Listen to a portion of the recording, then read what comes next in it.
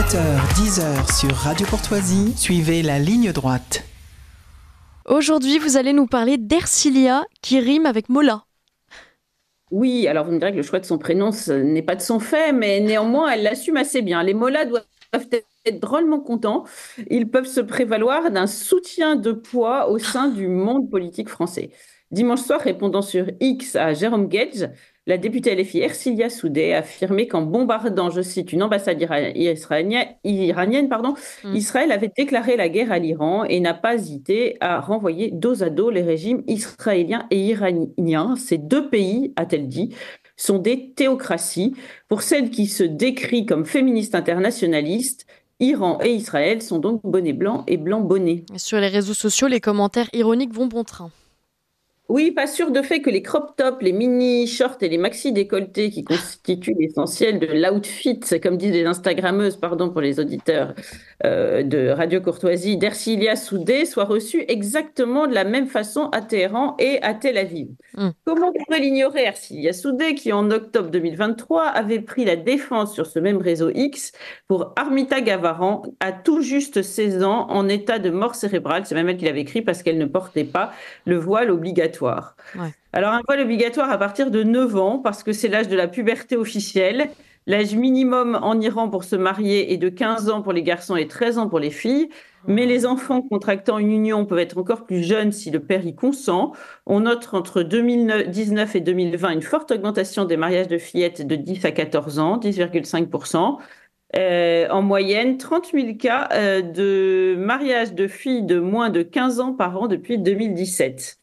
Alors, une sociologue, Manas Shirali, expliquait en 2021 à La Croix, les religieux justifient cette limite en se référant à l'histoire de Mohammed, qui a lui-même épousé sa troisième femme, Aïcha, quand elle avait 9 ans. Donc, est-ce vraiment la même théocratie en Israël et en Iran ? Ouais, et d'aucuns raillent aussi l'ignorance de celle qui, avant d'être députée, fut enseignante.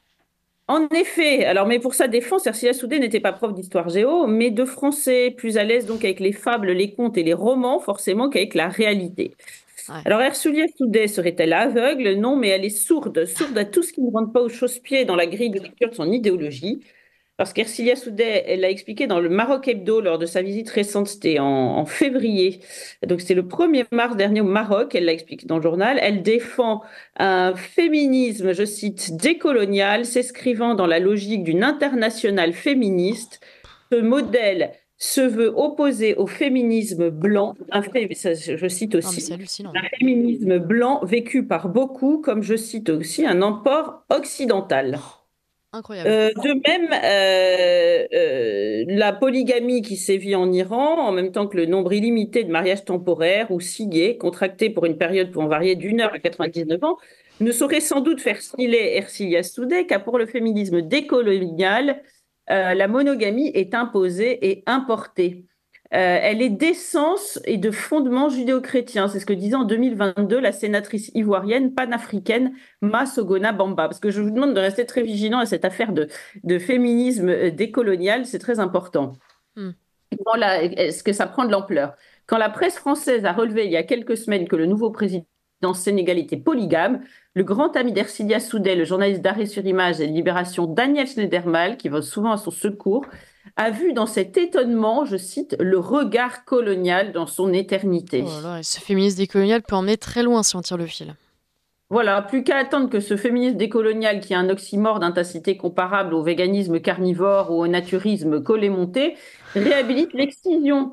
Car je pourrais citer une féministe pourtant réputée, Benoît Groult, dans Ainsi soit-elle, qui disait à ce sujet « Quelques colonisateurs eurent le courage de ne pas s'abriter derrière le respect des coutumes indigènes, noble motif pour ne rien faire, et obtèrent de certains gouvernements que des mesures soient prises. » Fermez les guillemets. Bref, l'interdiction de l'infibulation, le découragement de la clitoridectomie, c'est colonial.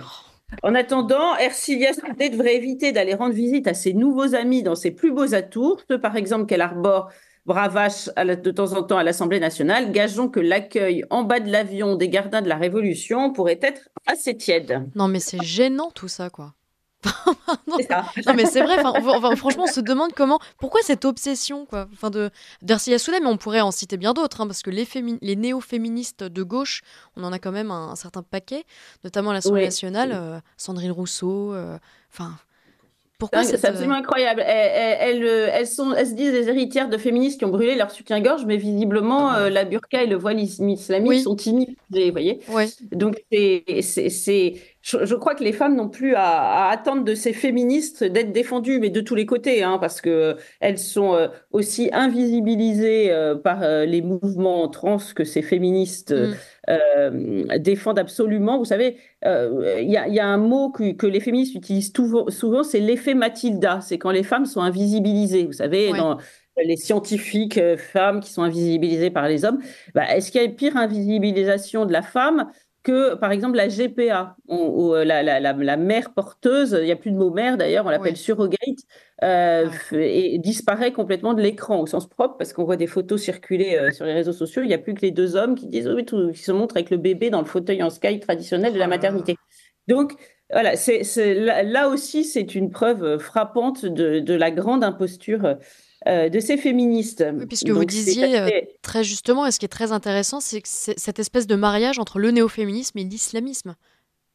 Ah, Le féminisme et ça se passe très bien. Parce ouais, que, si vous voulez, ce qui est développé, c'est que le féminisme tel que nous le concevons à l'occidental, aujourd'hui, passe pour colonial. Donc, oui, si c'est par essence, c'est vrai, hein, la monogamie, le mariage monogame par consentement mutuel est arrivé, par exemple, avec le christianisme, c'est certain, c'est une évidence. Et donc, elles accusent les colonialistes de l'avoir imposé dans des contrées où la polygamie était la norme. Alors, pas encore Ercilia Soudet, mais on voit elle ne le dit pas textuellement, mais on voit qu'il y a une grande tolérance, et toutes les réactions, dont celle dont je vous parlais de Daniel Schneiderman, mm, montrent que finalement, ces revendications polygames de supposées féministes en Afrique, féministes décoloniales, et commencent à être tout à fait admises.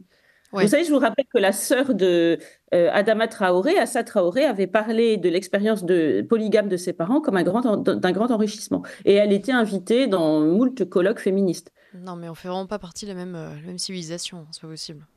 Pardon, mais enfin, il y a des choses comme ça qui me choquent. Merci beaucoup, Gabriel Cluzel. Alors, juste un petit mot sur le 25 avril, rapidement. Oui, J'imagine que c'est les places gentil. sont Les bien places partent parties. très vite, Oui, donc il faut vraiment vous dépêcher si vous souhaitez y assister. Je pense que ce sera un grand moment parce que, encore une fois, on se demande souvent ce qui peut différencier Bellamy, Maréchal, parce que je rappelle Bardella. que c'est le Je grand crois que ce sera oral. le moment de l'heure de vérité. Ouais, ouais, le grand oral des candidats où il y aura Le effectivement grand oral des Françoise candidats, Bellamy. alors c'est à la Palmeraie, vous pouvez vous inscrire via le lien qu'on trouve sur Boulevard Voltaire, c'est le bandeau au-dessus du site, hein. Il y a un lien extrêmement simple à remplir et à Mm. trouver à remplir. Donc c'est tout simple et je pense que vous ne le regretterez pas. Très bien. Eh bien. En tout cas, nous y serons avec Radio Courtoisie. Merci beaucoup, Gabriel Cluzel, pour cette chronique et cet échange. Et à la semaine prochaine.